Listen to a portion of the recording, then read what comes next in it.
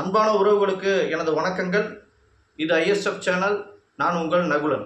இன்று நம்ம பார்க்க போகிற விஷயம், எதிரிகள் விதித்த அந்த சதித்திட்டமும் அதுக்கு விஜய் அவர்களுக்கு இயற்கை தந்த பரிசும் அப்படிங்கிறத விஷயத்தை தான் முதல்ல பார்க்க போகிறோம், முதல்ல பேச போகிறோம். அதாவது பார்த்தீங்க அப்படின்னா, தளபதி அவர்களுக்கு தமிழ்நாட்டில் ஒரு மிகப்பெரிய ஈர்ப்பு என்பது இருக்குது அப்படிங்கிறத நான் சொல்லி உங்களுக்கு தெரிய வேண்டியதில்லை. போன 2026 சட்டமன்ற தேர்தலே அதை காமிச்சிருக்கும். ஏன்னா 108 தொகுதிகளில் முதலாவதாக ஆரம்பித்த ஒரு கட்சி இந்த அளவுக்கு மக்களோட ஈர்ப்பு வந்திருக்கு அப்படின்னு யாருமே நினைக்கல. எந்த ஊடகமும் அவர் வருவார்னு சொல்லலை. அப்படி இருந்த ஒரு சூழ்நிலையில் விஜய் அவர்கள் இன்று முதலமைச்சராக இருக்கிறார்னா இதுவே ஒரு மிகப்பெரிய அதிசயம் என்பதை நாம் ஒற்றுக்கொள்ளத்தான் வேணும்.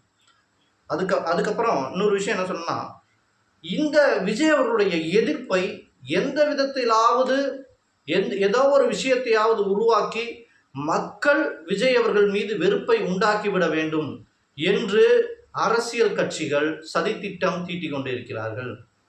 பல மேடைகளிலும் சொல்லி வைத்தது போல அனைத்து கட்சிகளும் விஜய் எதிர்ப்பை முன்னெடுக்கிறார்கள். இன்னும் சொல்ல போனோம் அப்படின்னா, கடந்த காலங்களில் அதிமுகவை வெளுத்து எடுத்த சீமானன் கூட இப்ப விஜய் அவர்களை பற்றி தான் பேசிக்கொண்டிருக்கிறார். 60 ஆண்டு காலமாக எங்களை ஏமாற்றி விட்டீர்கள் அப்படியெல்லாம் பேசிக்கிட்டு இருந்த சீமானனை இன்னைக்கு பாத்தீங்கன்னா விஜய் அவர்களை எதிர்த்து பேசிக்கிட்டு இருக்கிறார்.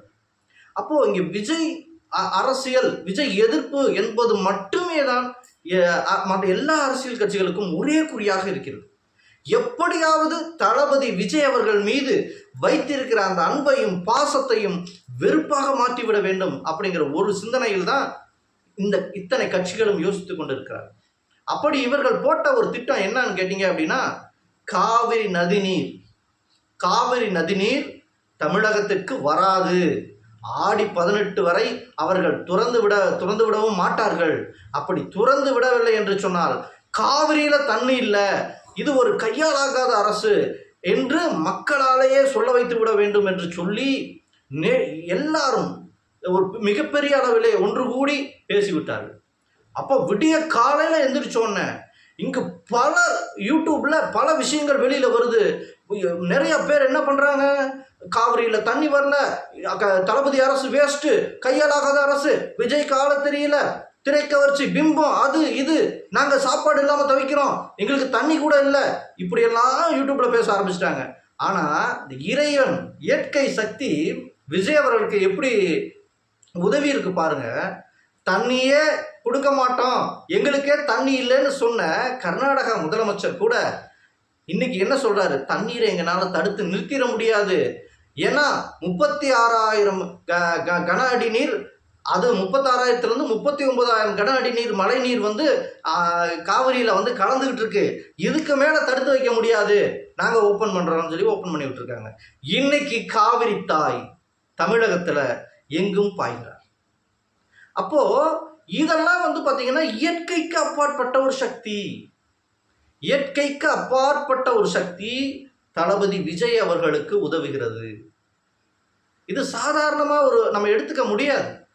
ஏன்னா தரமாட்டேன் என்று சொல்லி உயர்நீதிமன்றத்துக்கு போய் காவிரி தீர்ப்பாயம் போய் இன்னும் இன்னைக்கு தான் விஜய் அவர்கள் பேசுவதாக இருந்தது, நேரடி சந்திப்பு நிகழ்வதாக இருந்தது.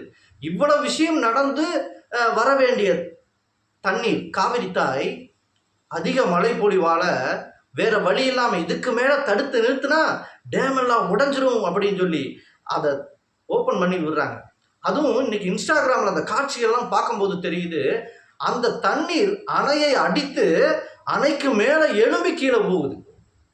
காவிரி தாய் தமிழ்நாட்டுக்காக வருவதற்காக அந்த அளவு இருக்கிறார். ஏனென்று சொன்னால் காவிரி நீர் தமிழகத்திலே வரும் பொழுது அனைவருமே அதை ஒரு தெய்வமாக வணங்குவார்கள்.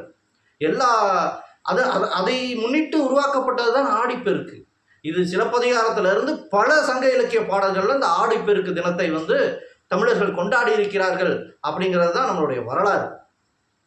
அப்படிப்பட்ட ஒரு விஷயத்த இன்னைக்கு காவிரி தாய் இயற்கை சக்தி எந்த அரசியல் சக்திகள் தடுத்தாலும், எந்த சதித்திட்டங்களை போட்டாலும், இங்கே இயற்கை மனிதனை விட மிகச் சிறந்த ஒரு மனிதநேயத்தை கொண்டிருக்கிறது என்பது ஒரு மகிழ்ச்சியான செய்தி. இன்னும் தளபதி விஜய் அவர்களுக்கு இப்படி இயற்கை சக்தி உதவுகிறது. இது ஒரு சாதாரணமான விஷயமாக நான் பார்க்கவில்லை. நீங்க நம்ம சேனலில் முதலில் இருந்து பார்த்திருந்தால் உங்களுக்கு தெரியும். தெரியாதவர்களுக்காக மீண்டும் ஒரு முறை சொல்லுகிறேன். கோரக்கர் சந்திரரேகையிலே விஜயன் என்ற ஒரு அரசன் அப்படின்னு போட்டிருக்காரு கோரக்கர். அதன்படி 2026 விஜய் தான் தமிழ்நாட்டுக்கு முதலமைச்சர் என்று நான் 3 மாத காலமாக, எலெக்ஷனுக்கு 3 மாத காலத்துக்கு முன்னாடி இருந்தே சொல்லிட்டு வர்றேன், விஜய் தான் வருவார்னு. அப்போ பலரும் அதற்கு எதிர்ப்பு தெரிவித்தார்கள். நாம் தெளிவாக சொன்னோம், விஜய் அவர்கள் என்று கோரக்கர் அவர்கள் குறிப்பிட்டிருக்கிறார். அதுவும் எப்படி, அரசன் என்று சொல்லியிருக்கிறார். அந்த அரசன் அப்படிங்கிற ஒரு பட்டத்தை வேற யாருக்குமே கொடுக்கல. எப்போ இந்த ஜனமய ஜெயன் அதுக்கு முன்னாடி இருக்கவங்கள தான் அரசன்னு சொல்றாரு. அதுக்கப்புறம் கடைசியா விஜய் அவர்களை தான் அரசன் சொல்றாரு. அப்படின்னா கோரக்கருடைய அன்பும் அருளும் விஜய் அவர்களுக்கு நிறைந்திருக்கிறது. எனவே இந்த விஜய் அவர்களுடைய ஆட்சி இயற்கை சக்திகள் அருளும் ஆட்சியாக இருக்கிறது என்பதை நான் மீண்டும் மீண்டும் மீண்டும் சொல்லிக்கொள்ள விரும்புகிறேன். ஏனென்று சொன்னால் இன்னைக்கு நடந்ததும் சாதாரணமான விஷயம் அல்ல. ஒரே நாளில் மழைப்பொழிவு அதிகமாகி ஆடி 18 அன்னைக்கு காவிரி தாய் தமிழகத்திலே கால் வைத்திருக்கிறார் என்று சொன்னால் இது இயற்கை தந்த பரிசு என்பதை தவிர மாற்று கருத்தே கிடையாது. இன்னமும் சில விஜய் அவர்கள் காரணமில்லாமல் விஜய் அவர்களை எதிர்க்க வேண்டும் என்று நினைப்பவர்கள் காலையிலிருந்து யூடியூப்ல தொடர்ந்து எடுத்துட்டீங்கன்னா பார்த்தீங்கன்னா தொடர்ந்து ஒரே பேச்சு தான். தண்ணீர் இல்லை, குடிக்க தண்ணி இல்லை, நாங்கள் சாப்பாட்டுக்கு எங்கே போகிறது, இதெல்லாம் ஒரு ஆட்சியா, விஜய் எல்லாம் ஒரு முதலமைச்சரா, எதுக்கு முதலமைச்சராக வரணும், இப்படியெல்லாம் கேள்விகள் கேட்கிறார். அப்ப இந்த எதிர்ப்பாளர்களுக்கு நான் ஒன்று சொல்லிக்கொள்ள விரும்புகிறேன், நீங்கள் கத்திக்கொண்டிருங்கள், அவர் வேலை செய்து கொண்டிருப்பார். ஏன்னா இதுவரையிலும் விஜய் அவர்கள் மாதிரியான ஒரு முதலமைச்சரை தமிழகம் பார்த்திருக்கவில்லை. காமராஜருக்கு பிறகு லீவு போடாம காலையிலிருந்து மாலை வரை அலுவலகத்திலே உட்கார்ந்து பணி பார்க்கிறார். ஒரு கவர்மெண்ட் ஆபீசர் போல, அரசு அதிகாரியை போல. இப்படி ஒரு முதலமைச்சரை கடந்த 50 ஆண்டுகளமாக நாம் பார்க்க முடியவில்லை என்பதுதான் ஆச்சரியமான ஒரு விஷயம். ஏன்னா ஒவ்வொரு செயல் திட்டமும் ரொம்ப அற்புதமா இருக்கு. இது தொலைநோக்கு திட்டங்களை அவர் முன்னெடுத்திருக்கிறார். குப்பைகள்லாம் இந்த ஒரு நாட்டுடைய மிகப்பெரிய பிரச்சனையே குப்பைகள் தான். ஏன்னா பிளாஸ்டிக் வேஸ்ட்டு, இன்னும் பல குப்பைகள் பார்த்தீங்கன்னா குப்பை கூடங்களில் போய் வேஸ்ட்டாக எரிக்கப்பட்டு சுற்றுச்சூழலை மாசுபடுத்துகிறது. அப்படி சுற்றுச்சூழல்களை மாசுபடுத்துறதுனால எங்கே பார்த்தாலும் ஆஸ்துமா, வீசிங் ப்ராப்ளம், சின்ன குழந்தைக்கு ஆஸ்துமா, வயதானவர்களுக்கு நுரையீரல் பிரச்சனை. இவ்வளவு பிரச்சனைக்கு காரணம் என்னன்னா குப்பைகளை எரிப்பது. ஒவ்வொரு நகரத்திலையும் குப்பைகளை மறுசுழற்சி செய்வது என்பது இதுவரை அரசு செய்யவே இல்லை. கண் துடைப்புக்காக ஆங்காங்கே மறுசுழற்சி மையங்களை வைத்திருக்கிறார்களே ஒழிய எந்த ஒரு மறுசுழற்சி மையமும் சரியாக வேலை செய்யவில்லை. ஆனால் விஜய் அவர்கள் வந்ததுக்கு பிறகு இந்த குப்பை கழிவுகளிலிருந்து சிஎன்ஜி எடுக்கக்கூடிய தொழில்நுட்பம்ங்கிறது ஆய்வுக்கு உட்பட்டு இன்று நடைமுறையிலே உருவாகி கொண்டு இருக்கிறது. இன்னமும் ஏன்னா கடல்ல பார்த்தீங்கன்னா குப்பைகளை கலந்து விட்டு நானோ பிளாஸ்டிக் எல்லாம் கலந்து விட்டு இருக்கக்கூடிய மீன்கள் எல்லாமே பார்த்தீங்கன்னா நானோ பிளாஸ்டிக் எல்லாம் நிறைந்திருக்கிறது. இந்த குப்பைகளால், ரசாயன கழிவுகளால் எங்க பார்த்தாலும் இருக்கக்கூடிய கொக்குகளும் பறவைகளும் ஆடுகளும் மாடுகளும் ஜாம்பி மாதிரி தெரியுது, செத்துக்கிட்டு இருக்குது. ஏன்னா 500 வருடங்கள் வாழக்கூடிய யானைகள் கூட இந்த பாட்டிலோடுகளாலும் இந்த பிளாஸ்டிக்கெல்லாம் சாப்பிட்டு இறந்து கொண்டு இருக்கிறது.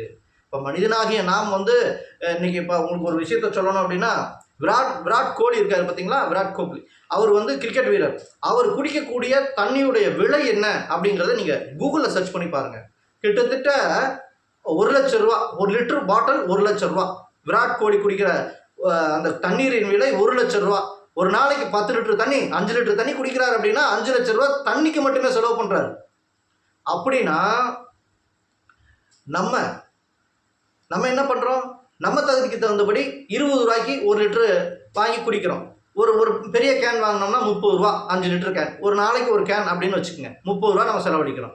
ஆனால் இந்த பறவைகள், விலங்குகள் என்ன பண்ணும்?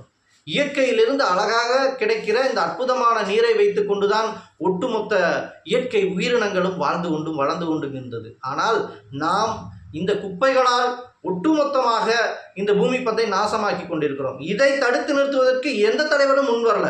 அதை கையில் எடுத்திருப்பவர் விஜய். அதற்காகவே அவருக்கு நம் பாராட்டுகளை தெரிவிக்க வேண்டும். அது மட்டுமல்ல, லஞ்சங்களை ஒழிக்க வேண்டும் என்பதில் விஜய் அவர்கள் மிகச்சிறப்பாக வேலை செய்து கொண்டு வருகிறார். அனைத்து அரசு ஊழியர்களிலும் லஞ்சம் வரக்கூடாதுன்னு சொல்லி லஞ்ச ஒழிப்பு துறையில தொடர்ச்சியாக ரைடெல்லாம் பண்ணி மிகச்சிறப்பான ஒரு அரசை கட்டமைத்து கொண்டு இருக்கிறார். எனக்கு தெரிந்து கோரக்கரையா சொன்னது போல ஈருறவு 4 வருடம் துறை தவறா முறை பிசகாதிருந்து ஓங்கும் அப்படிங்கிற வார்த்தை எழுதியிருக்காரு. அதுக்கு இலக்கணமாகவே விஜய் அவர்கள் இருக்கிறார். அவருடைய ஆட்சியும் பார்த்தீங்கன்னா மிகச்சிறப்பாக செயல்படுகிறார். எதிர்வரும் காலத்தில் மக்களும் அவருக்கு மிகச்சிறந்த ஒத்துழைப்பை வழங்குவார்கள்.